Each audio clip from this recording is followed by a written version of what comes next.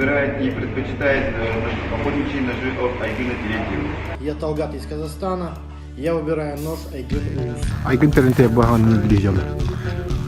Бағақтар жүйді дейтілі. Айгын Улус, за ним большое будущее, еще якутские ножи увидят мир.